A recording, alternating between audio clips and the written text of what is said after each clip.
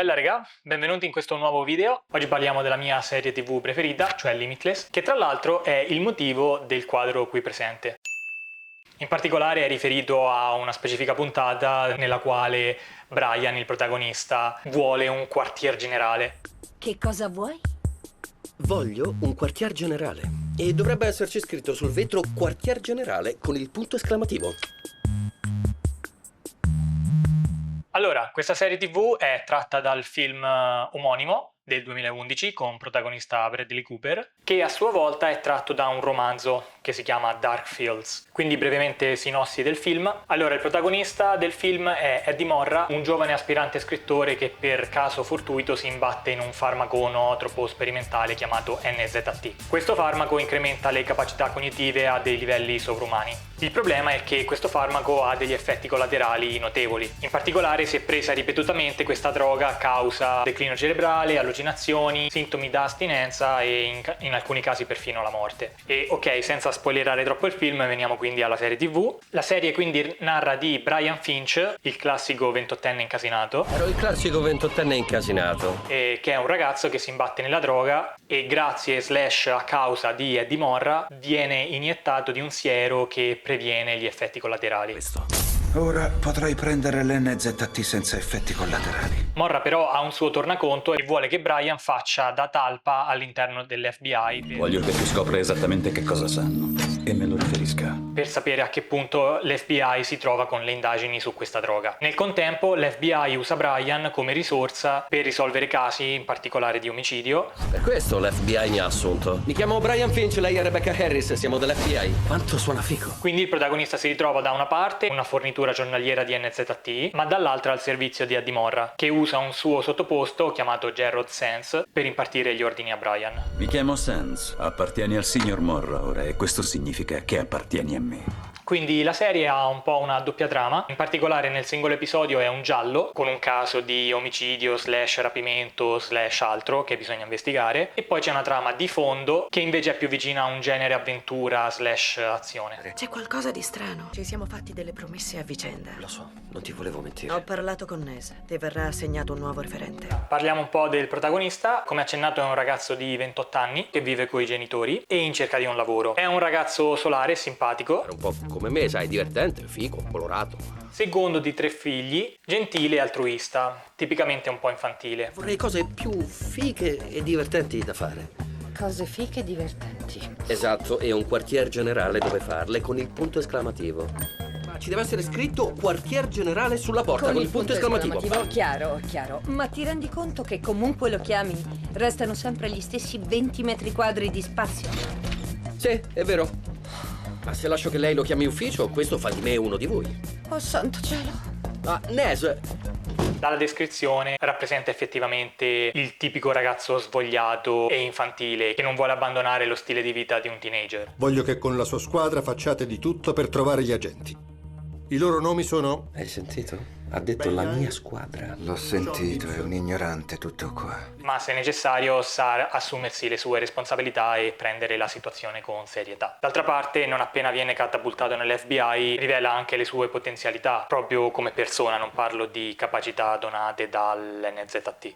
Hai sacrificato tutto questo per me. Esattamente. Quindi, tra le altre cose, il protagonista assume un ruolo di un ragazzo con una doppia vita, di cui una visibile e una nascosta. Poi, insomma, cosa c'è di più figo, almeno a parere mio personale.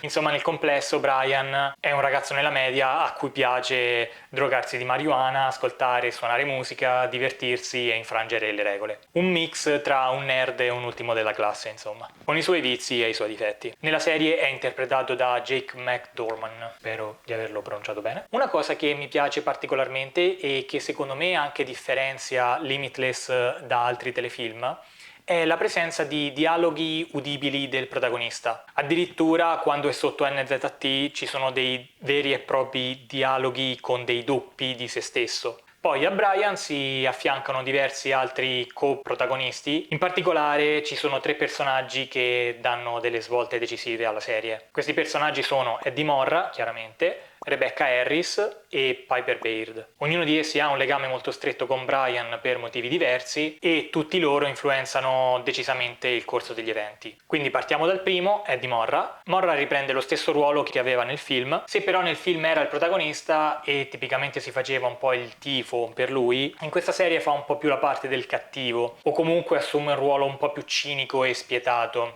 giustificato dall'obiettivo di cambiare il mondo in meglio. Insomma, non è esattamente l'antagonista, ma comunque nella serie TV viene mostrato un personaggio disposto un po' a tutto per inseguire i suoi ideali, in particolare anche a uccidere. Mi è comunque piaciuta questa scelta degli autori, cioè che si metta in una luce diversa lo stesso personaggio. Sei sotto NZT. Sei superiore alle preoccupazioni che ti tormentano. Liberati di loro, allontanale. Ti sentirai molto più leggero. Te l'assicuro.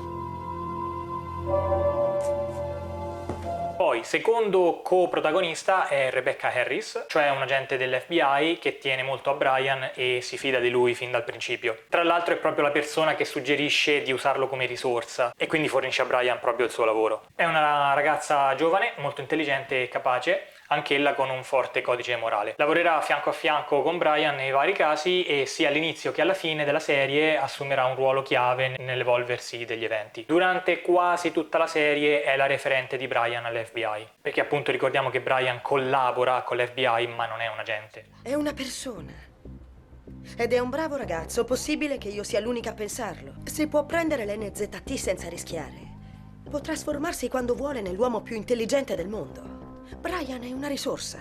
Può essere la nostra risorsa. Stai proponendo di assumerlo? Come consulente. Poi infine terzo personaggio, Piper Baird, che è anch'ella una ragazza giovane, che è stata assunta da Eddie Morra per produrre il siero, quello che previene gli effetti collaterali. Nell'episodio in cui esordisce viene presentata come una persona egoista, disperata e disturbata. Tuttavia ben presto si scopre che la verità è ben diversa e diventerà un personaggio chiave all'interno della serie, tra l'altro molto importante anche per Brian stesso.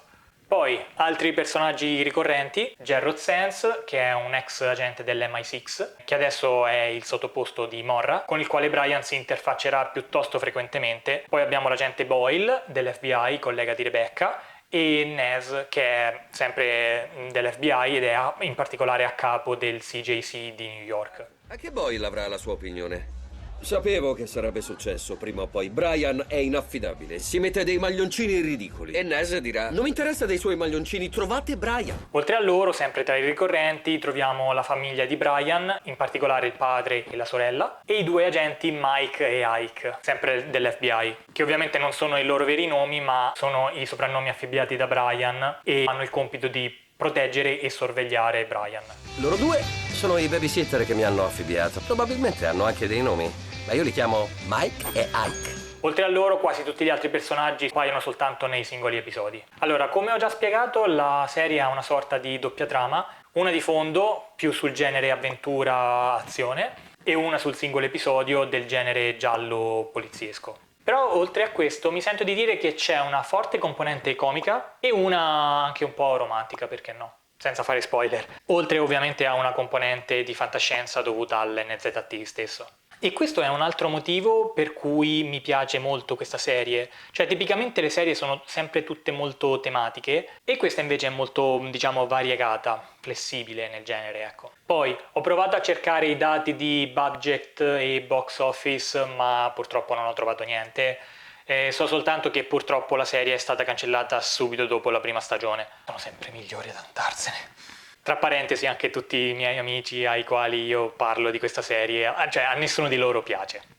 Comunque avrei tanto voluto che la serie fosse stata rinnovata almeno per una seconda stagione. Magari, che ne so, avrei voluto sapere come sarebbero andate a finire le cose tra Morra e Brian. Purtroppo ormai sono passati 10 anni dalla prima stagione e temo proprio che non ce ne sarà una seconda. Vorrei anche dirvi come mi sarei immaginato i sequel, però rischierei di fare spoiler involontari. Quindi per oggi io mi fermo qui. Se il video vi è piaciuto mettete mi piace e mi raccomando iscrivetevi al canale. Un saluto e alla prossima!